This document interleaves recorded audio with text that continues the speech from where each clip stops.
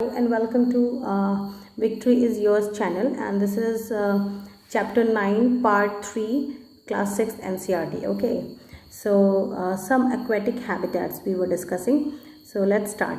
Oceans. So ocean, we already discussed how fish are adapted to live in the sea. हमने पहले ही पढ़ा है fish का जो shape होता है वो क्या होता है, streamlined होता है. Okay, so many other sea animals have streamlined bodies to help them move easily in water. इसी तरीके से जो दूसरे water animals हैं उनकी भी body कुछ काफ़ी हद तक स्ट्रीमलाइंड होती है so that they can survive in water. There are some animals, sea animals like squids and octopus which do not have this streamline shape. लेकिन कुछ एनिमल्स ऐसे भी हैं जिनका ये स्ट्रीमलाइन बॉडी शेप नहीं होता है. Which are those squids and octopus. ठीक है.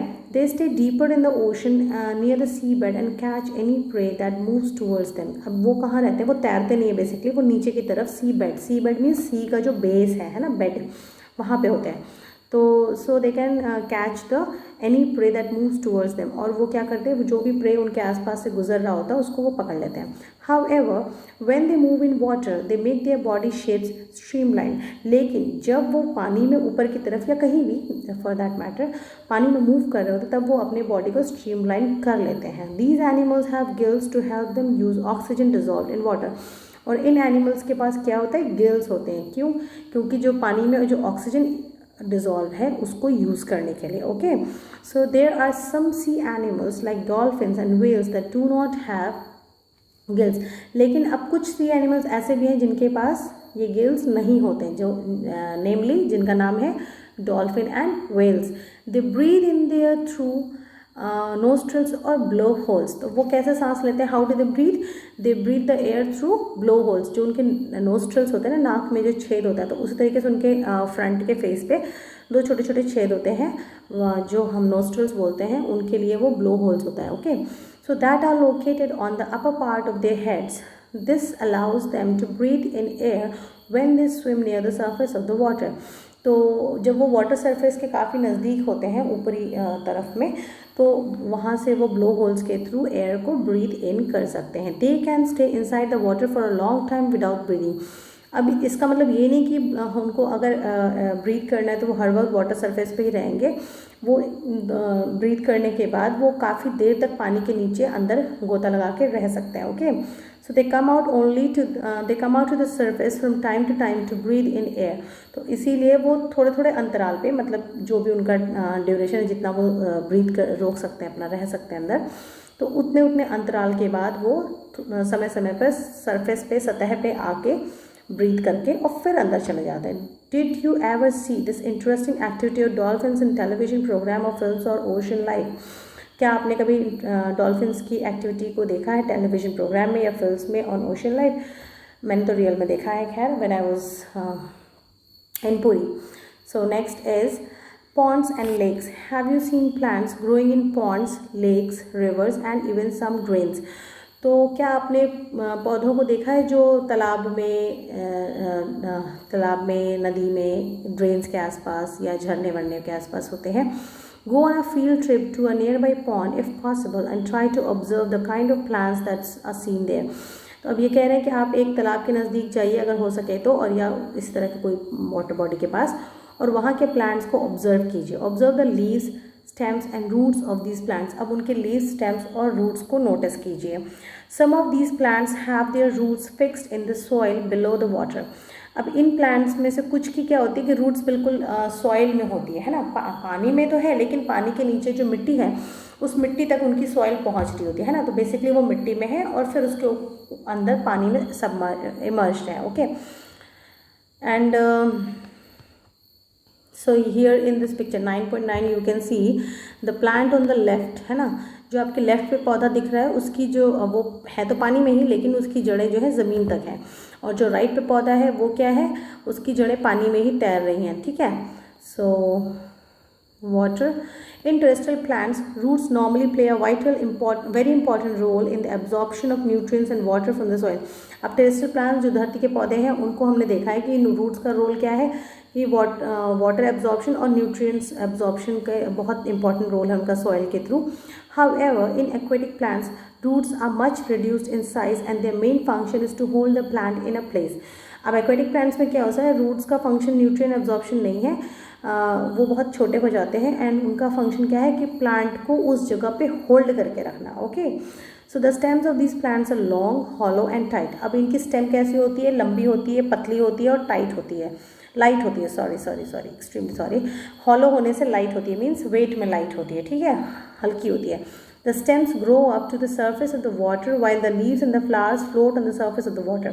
अब ये स्टेम क्या है, नीचे जड़ें तो मिट्टी में हैं और पानी में है पूरी बॉडी, फिर स्टेम्स क्या है, ग्रो अप करती, वाटर के सरफेस के ऊपर तक आती है और लीव्स और फ्लावर्स जो है उसके सरफेस, वाटर सरफेस पे फ्लोट करते हैं। Okay, some aquatic plants are submerged in water, लेकिन कुछ प्लांट्स ऐसे भी हैं जो पूरी तरीके से पानी में डूबे हुए हैं। ये देखिए आप फिगर 9.9 में ये जो एक प्लांट है बीच में, लेफ्ट और राइट के प्लांट के बीच में दिख रहा है, ये पूरी तरह से पानी में डूबा हुआ है ना, सर से पाँव तक।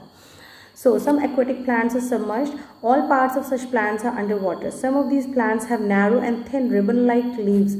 अब आप देखिए यहाँ पे इसकी जो लीव्स हैं वो नैरो भी है, पतली भी है और रिबन, फीते की तरह है ना, धागे या फीते की तरह आप कह सकते हो।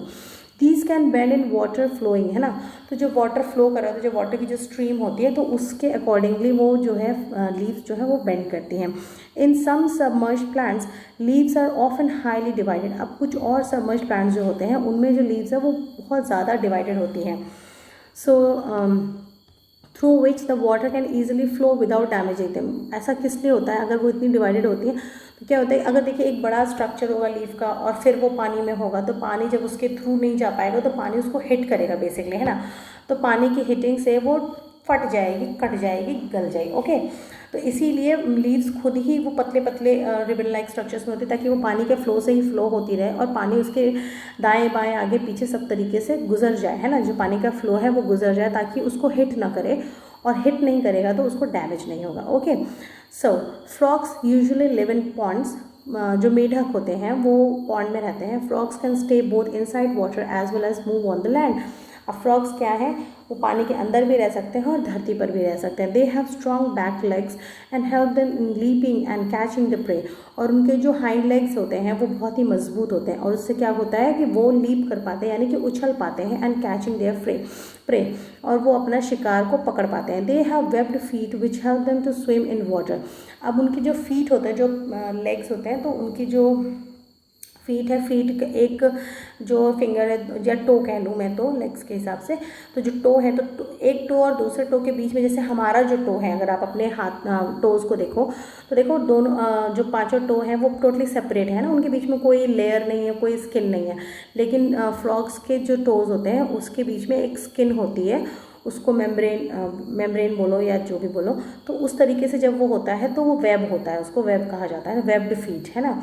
तो वो क्या होता है, इट बिकम्स सिमिलर टू जो मैंने आपको बताया था पानी में नाव चलाने का जो चप्पू होता है, गॉट इट, तो वो चप्पू की तरह हो जाते हैं, and they can swim in water. Okay, we have discussed only a few common animals and plants compare to the wide variety that live in different habitats. अब हम फिर से बोल रहे हैं कि हमने बहुत थोड़ा सा ही पढ़ा है। So you may also notice a very wide variety in plants around you. When you prepare a herbarium as a part of the suggested activities chapter 7, imagine the kind of variety that you could see in a herbarium of leaves of plants on the all regions of the earth. अब ये कह रहे हैं जब आप herbarium बनाएंगे तो आपको leaves की variety का पता चलेगा है। So yes, next is characteristics of organisms. अभी तक हमने plants का पढ़ा, अब organisms पढ़ते हैं। We went a journey through different habitats and discussed many plants and animals. In activity 1, we listed objects, plants and animals found in different surroundings. Suppose we stop a while and think which animals in our list are living.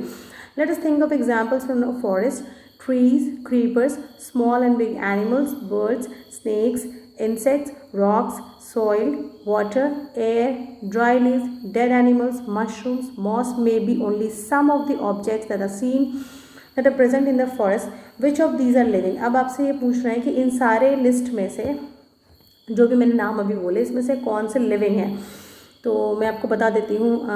Tree, creeper, small big animal, bird, snakes, यहाँ insects तक तो सब living है। Let me highlight this for you.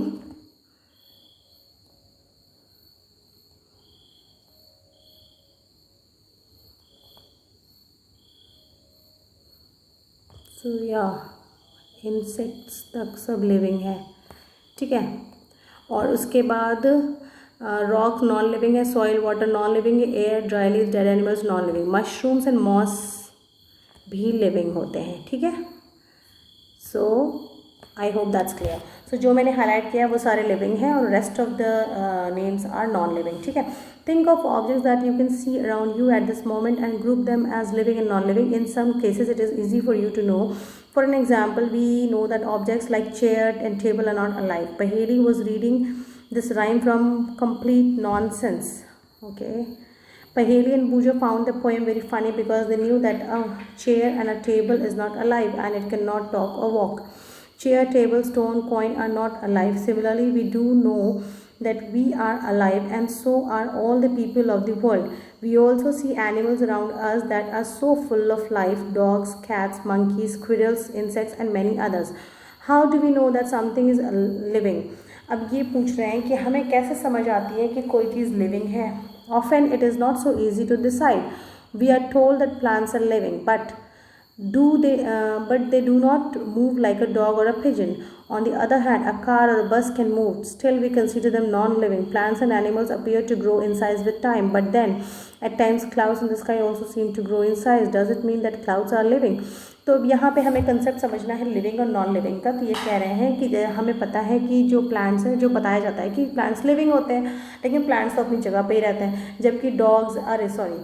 जबकि आपका बस and car वगैरह है वो मूव करते हैं, लेकिन उनको हम नॉन लिविंग बोलते हैं. दूसरी तरफ हमसे जब ये कहा जाता है कि प्लांट्स और एनिमल्स अपने साइज़ में ग्रो करते हैं, तो कभी कभी हमने देखा है कि आसमान में जो बादल वो भी अपने साइज़ में ग्रो करते हैं. तो क्या बादल भी लिविंग होते हैं?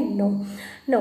सो how does one distinguish between living and non living? अब ये टोटल बात आ गई कि हमें डिस्टिंग्विश करना है कि लिविंग और नॉन लिविंग क्या होता है.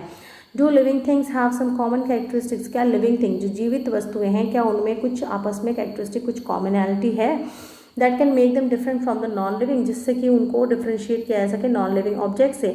You are a wonderful example of a living being. So आप जो मुझे सुन रहे हैं, you are an wonderful example of living being. What characteristics do you have which make you different from a non living thing? अब आप बताइए कि आप कैसे, क्या क्वालिटीज़ कैरेक्टरिस्टिक्स है जिससे कि आप नॉन लिविंग से डिफरेंट हैं. List a few of these characteristics in your notebook. Look at your list and mark those characteristics that you have listed, which may also be found in animals or plants. Some of these characteristics are perhaps common to all living things. ठीक है, so ये आप कर लीजिए. Then we are coming to do all organisms need food. In chapter 1 and 2, we learned that all living things need food and how essential it is to animals and to us. We have also learned that plants make their own food by the process of photosynthesis. Animals depend on plants or other animals for their food. Food gives organisms the energy needed for them to grow. Organisms also need energy for their life processes that go on inside them. तो कुल मिला के बात इतनी सी है कि हमें chapter 1 और 2 में बताया गया कि फूड हमारे लिए कितना ज़रूरी है. अब प्लांट्स तो अपना फूड खुद बनाते हैं और हमारे फूड कहाँ से आते हैं? या तो प्लांट से आते हैं या एनिमल से आते हैं. ठीक है, अब एनिमल्स भी अपने फूड के लिए या तो प्लांट्स पर डिपेंड करते हैं या दूसरे एनिमल्स पर डिपेंड करते हैं. और फूड क्यों ज़रूरी है? क्योंकि फूड हमें एनर्जी देता है ताकि हम ग्रो कर सकें, और बाकी सारे लाइफ प्रोसेसेस कैरी आउट करने के लिए भी एनर्जी चाहिए होती है, वो भी सब हमें फूड से ही मिलती है. So food is very essential. So do all the organisms show growth? अब ये बात आ गई कि क्या सारे ऑर्गेनिजम्स ग्रो करते हैं. Does the kurta you have had 4 years back still fit you? क्या जो कुर्ता आपने पिछले 4 साल पहले ख़रीदा था, क्या आज भी वो आपको फिट होता है? Maybe not. You can not wear it in any more, isn't it? क्योंकि आप बड़े हो गए या चौड़े हो गए. Do you have grown taller during these years? You may not realize it but you are growing all the time. आपको पता नहीं चलता लेकिन आप हर वक्त ग्रो कर रहे हैं. But in few more years you will become an adult. पर कुछ सालों बाद आप एक एडल्ट हो जाओगे. Young ones of animals also grow in to adult, है ना. तो आप ये पिक्चर देख रहे हैं कि एक ये छोटा सा बेबी है. ये पहले तो सिर्फ ऐसे ही रहता है, मतलब जो सबसे नीचे वाली फिगर है 9.10 में फर्स्ट फिगर है ना. फिर वो बैठना सीखता है, फिर वो क्रॉल करना सीखता है, फिर वो चल के दौड़ना भी सीख रहा है. देन वो एक टीनेज में आया है, एडोलसेंस में, and then he is an adult. ठीक है, तो ये आपके स्टेजेस ऑफ ग्रोथ है. तो इसी तरीके से जो एनिमल्स है वो भी ग्रो करते हैं. You would surely have notice pups grow into adults, है ना. तो जो पप्स होते हैं डॉग के, वो भी आपने ग्रो करते देखे, क्योंकि जब आप लाए थे तो वो पप था, फिर जैसे जैसे आप ग्रो कर रहे थे साथ ही साथ वो भी उधर ग्रो कर रहा था, और now he is an adult dog. A chick has from an egg grows into a hen और अ कॉक। अब आप जो चिक देखते हैं ना, तो वो एग में से निकल के एक चिक आई, फिर चिक जो है ग्रो करके क्या बन जाती है, तो एक हैन बन जाती है, तो एक कॉक बन जाती है। Plants also grow. Look around you and see a few plants of a particular type. Some are very small and young, some are bigger. ठीक है, so they all in different stages of growth. ये सब क्या है, अलग अलग growth की stages में है. Look at the plants after a few days and weeks. You may find that some of them have grown in size. Growth seems to be common to all living things. तो इससे हम क्या conclusion निकाल सकते हैं कि जो growth है, growth का मतलब होता है बढ़ना, है ना। So जो growth है, ग्रोथ का मतलब होता है वृद्धि यानी बढ़ोतरी, है ना। सो ग्रोथ जो है वो सभी लिविंग ऑर्गेनिजम्स में कॉमन है। Do you think non living things show any growth? तो आपको क्या लगता है कि जो नॉन लिविंग थिंग्स है क्या उनमें ग्रोथ होती है? So let's see. Do all organisms respire? Can we live without breathing? क्या हम बिना सांस लिए जिंदा रह सकते हैं? When we inhale the air moves from outside to the inside of our body. जब हम सांस लेते हैं अंदर की तरफ, तो जो एयर है वो बाहर से हमारे शरीर के अंदर की तरफ जाती है। When we breathe out the air moves from the inside our body to outside. और जब हम ब्रीथ आउट करते हैं, अपनी सांस को छोड़ते हैं, तो एयर हमारे अंदर से बाहर की तरफ को जाती है। Breathing is a part of process called respiration. अब ब्रीदिंग क्या है? एक रेस्पिरेशन का प्रोसेस का पार्ट है। So respiration is a big term, लेकिन ब्रीदिंग क्या है, वो उसका एक सबसे पहला पार्ट है। Okay, in respiration some of the oxygen of the air we breathe in is use by the body. Respiration का यहाँ बहुत सिंपल टर्म बेसिक लेमन भाषा में बताया हुआ है कि रेस्पिरेशन क्या है, कि रेस्पिरेशन का मतलब है कि जो हमने एयर अंदर ली, उसमें जो ऑक्सीजन है वो ऑक्सीजन हमारी बॉडी ने यूज़ करी, तो that is called respiration. Okay, so respiration is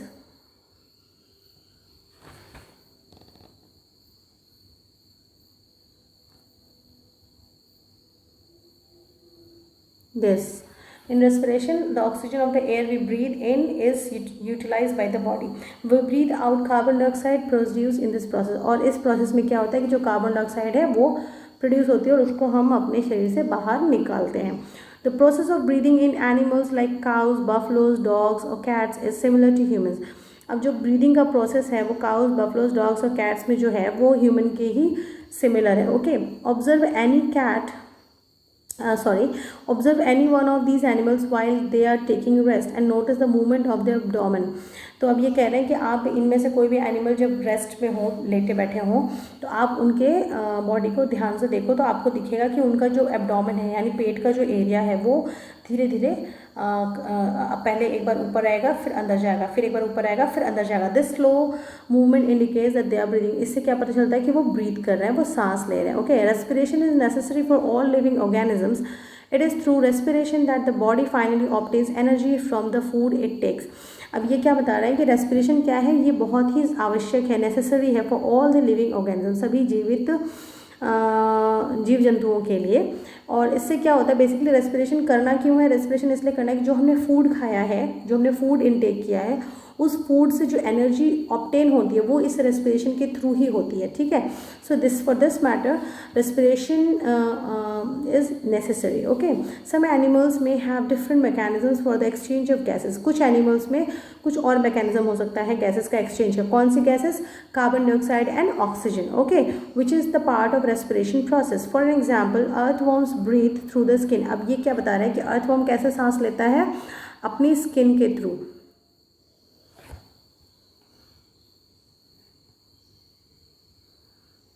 ठीक है, fish have gills for using oxygen. और फिश का हमने 2-3 बार भी ऊपर पढ़ा है कि फिश क्या होती है, गिल्स के थ्रू ऑक्सीजन लेती है। द गिल्स एब्जॉर्ब ऑक्सीजन, है ना, तो जो गिल्स हैं वो ऑक्सीजन को एब्जॉर्ब कर लेते हैं। तो इस तरीके से फिश अपना काम कर लेती है, रेस्पिरेशन कर लेती है।